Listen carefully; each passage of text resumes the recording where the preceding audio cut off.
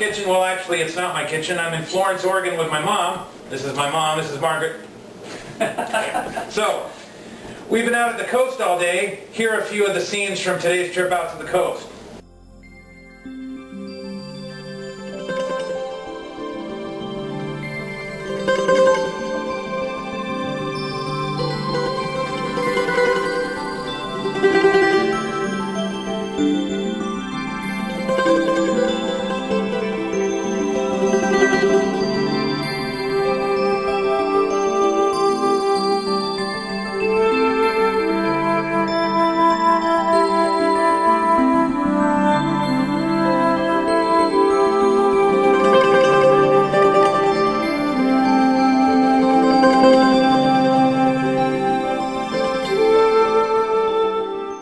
So, we've been out at the coast all day, and Mom and I are going to make shepherd's pie, one of my favorite dishes from when I was a kid.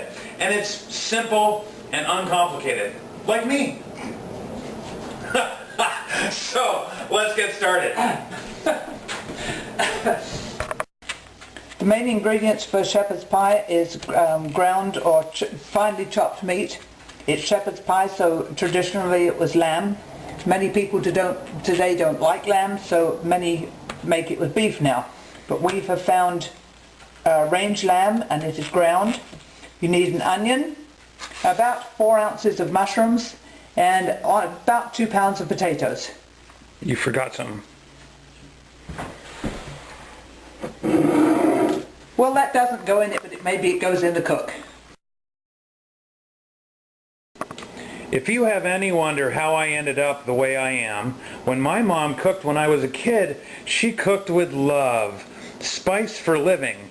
And see on the side of it, it has faithfulness, gentleness, goodness, joy, kindness, patience, peace, perseverance, protection, trust, truthfulness, and unselfishness.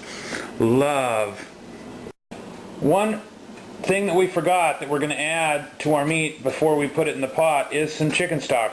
They don't make lamb stock anymore, so make sure you pick up the low sodium stuff, because some bouillon can just be super salty and it's not good for you. So there you go. Besides, the show's just a guide on how to make the recipe. The actual recipe's typed over on the website, so you know, you can get over it. I'm going to do the vegetable part, getting everything sauteed and ready to go on our recipe. I'm going to use the lovely extra virgin olive oil, or as Rachel Ray will say, the EVOO. Just a tiny little bit of this. We're going to saute the onion, then add the mushroom, cook them for a little bit, then set them aside. Great, so we've been cooking the onions over medium-high heat, and they're starting to get this nice yellow, translucent color. We're going to add the mushrooms, and we're only going to cook the mushrooms for a little while, because when we put this in the oven with the meat, these are going to cook up. So we're just going to cook these for a bit to take on the flavor of the onions, and then we'll get ready with the meat. When you cook lamb, you have to be careful not to cook it too heavy a heat. Keep it at medium-high, never high. You would see a roast lamb, but when you're dealing with ground lamb like we are here, it can go tough very quickly. So never cook it on too high a heat. We've got our lamb ready to go, but we've turned the heat down to a medium heat so that that lamb, as Mom said, doesn't get tough. So now we're going to add our 2 packages of chicken bouillon or chicken stock and the vegetables all in one step.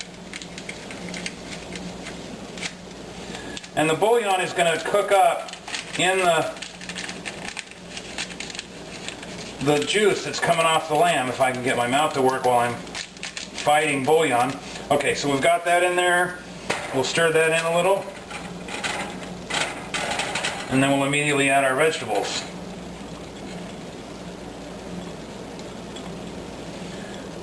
And once we let this cook together and let the flavors melt a little bit, it'll be going in the pots. Well, great, we've got our meat ready, mixed in with our vegetables. We got our mashed potatoes here. We're ready to dish this up and get it in the oven. So what we've done in the bottom of these ramekins is we've taken a little of that bouillon and beef drippings and put it in the bottom. Lamb drippings, beef drippings, lamb drippings, let's call the whole thing off. Drippings in the bottom to make sure that each gets a little bit of that liquid in there that's going to cook up against the mashed potatoes once we seal it in.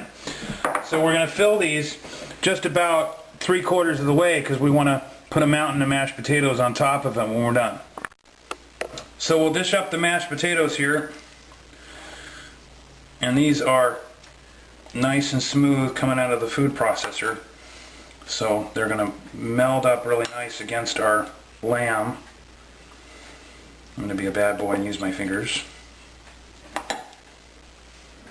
We've got our mashed potatoes pressed into the top. We did this one in a circular pattern, and we're just going to fork these valleys in there, and see, that's what's going to brown up when we put it in the oven. So you can have fun with these designs, you know, paint your name in them, or, you know, whatever.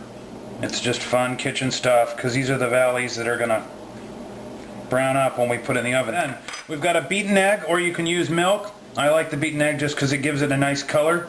We're just going to wash it, not douse it, just wash it with egg. So just get a little egg in your pastry brush and wash it as you go. Here we are with our finished shepherd's pies. We're about ready to put them in a preheated 350-degree oven. Now, the recipe says to cook them until the tops are nice and browned. We're guessing that somewhere between 20 and 30 minutes, but keep a sharp eye on it, because the last thing you want is burnt mashed potatoes, because that's just plain yucky. So, another thing you can do with these is you can make them up, say Sunday night, put them in the refrigerator under plastic wrap, and you can bake them up any day of the week. These are a really easy, quick meal. So, we'll see you in about 15-20 minutes. And here we are out of the oven, our finished shepherd's pies. You want to be really careful, because once these start browning, they brown quickly. So keep a really good eye on what you're doing. We're going to end with a simple garnish of some ground Parmesan over the top like that. A simple, you know, I'm not going to bam or anything, because, you know, I'm not Emerald, but, you know, a little garnish of the Parmesan cheese, and these are ready to eat. This has been another episode of Bob's Kitchen, and from Florence, Oregon, have a good night.